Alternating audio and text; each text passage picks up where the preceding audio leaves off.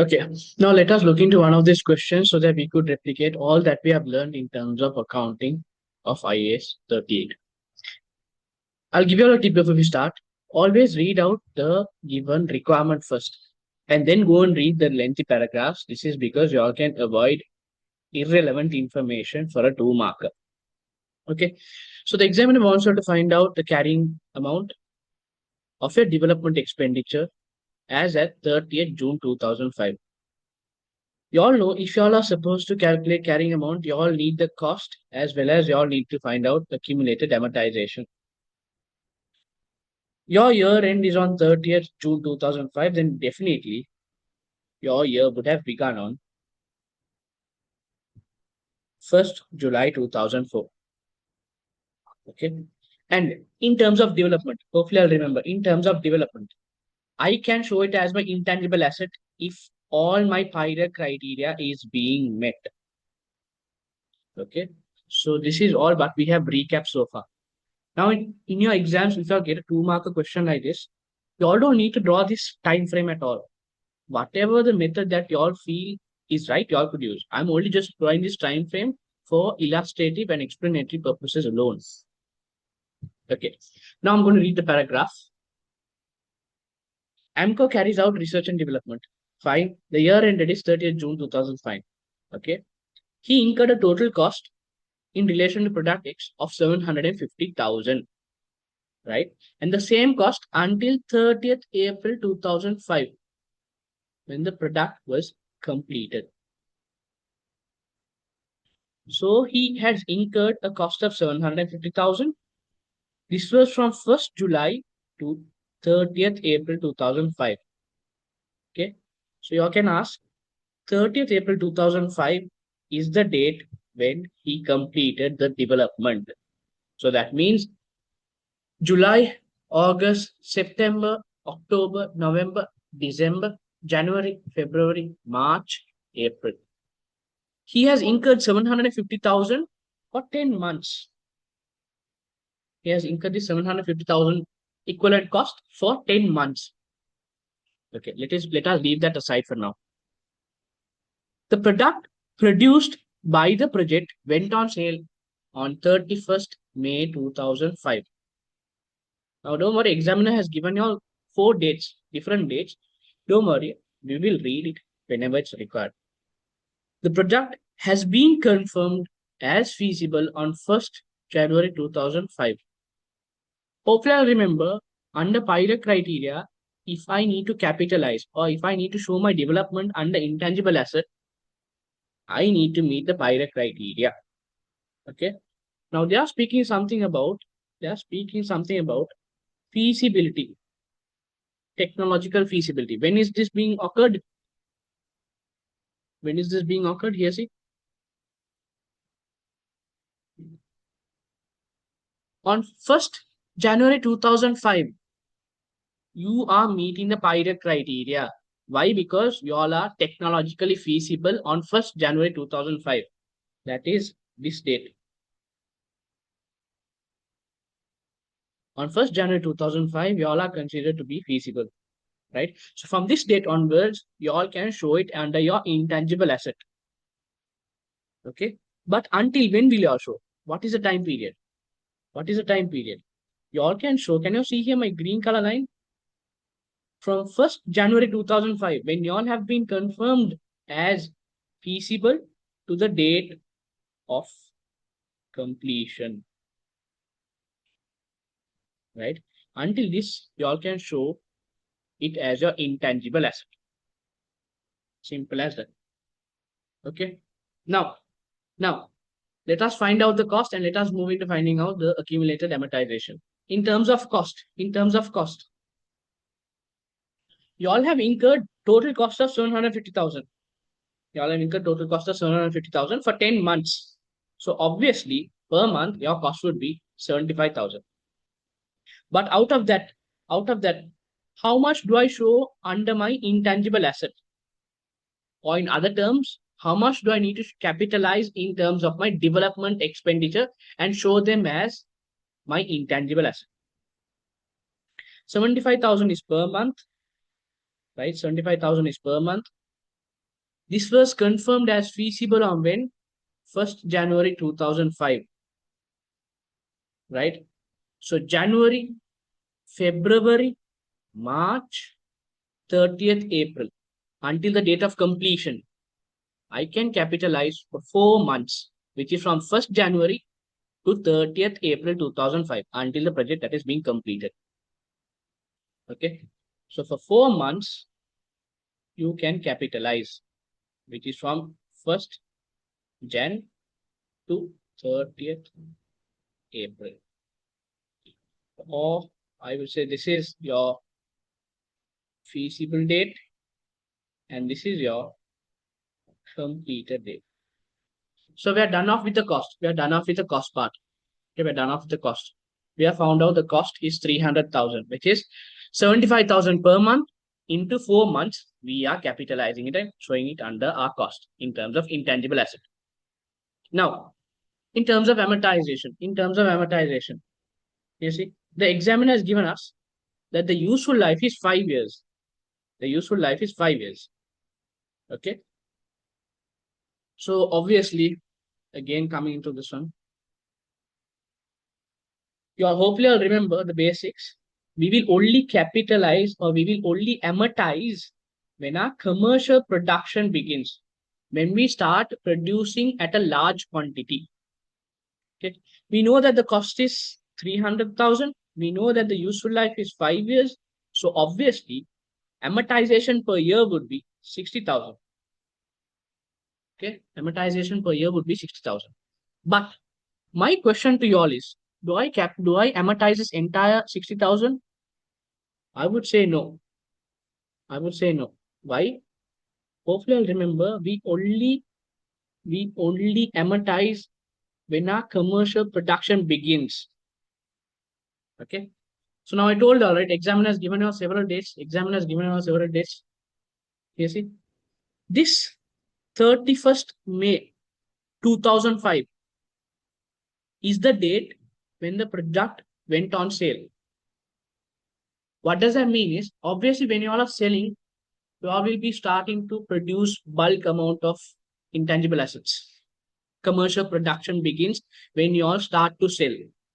So on 31st May onwards only, you all need to amortize, right? You all need to amortize. Wait, let me change my pen. Look at my purple pen. You all will amortize from 31st May to your year end.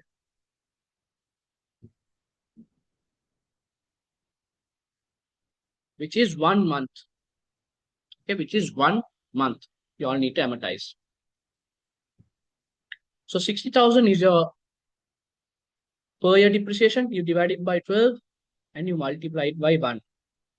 Okay. And you will arrive at a accumulated amortization of 5,000. Okay. Again, I'm repeating myself. You will only amortize when your commercial production begins. Okay. But the examiner has purposely given you all, he has twisted the words, I would say.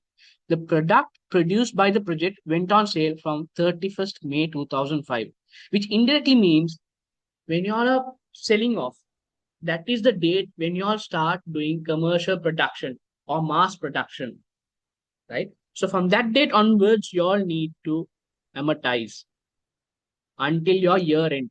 So from 31st May, you see, from 31st May to 30th June, which is 1 month, you all can amortize. So your accumulated depreciation for the year would be 5,000.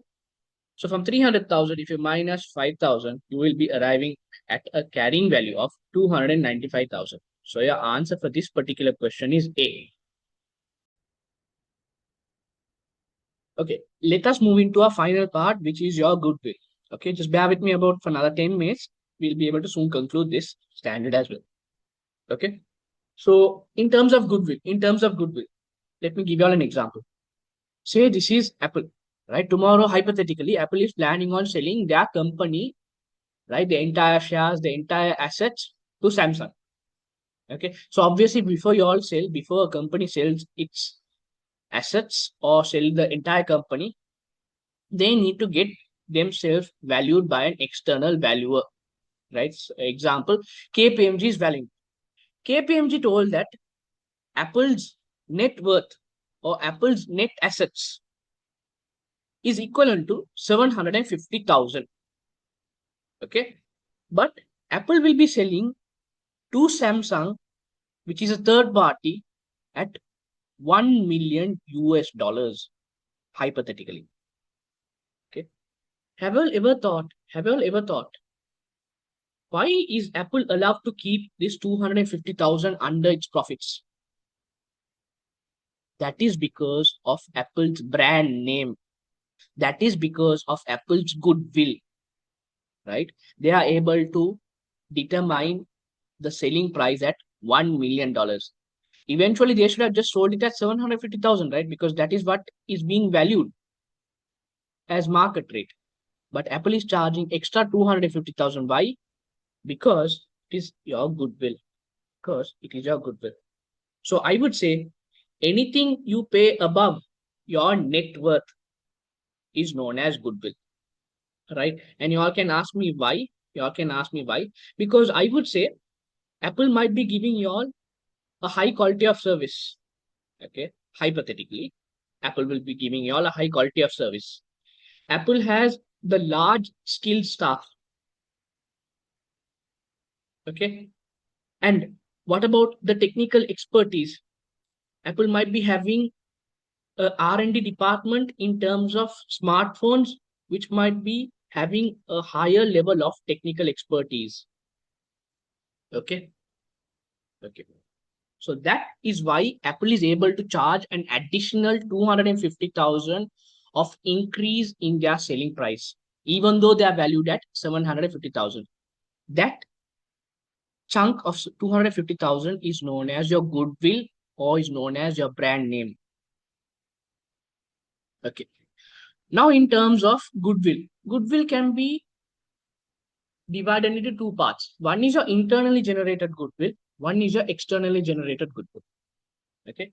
In terms of your internally generated goodwill, in terms of your internal generated goodwill, always we will directly expense your internally generated goodwill in your profit or loss.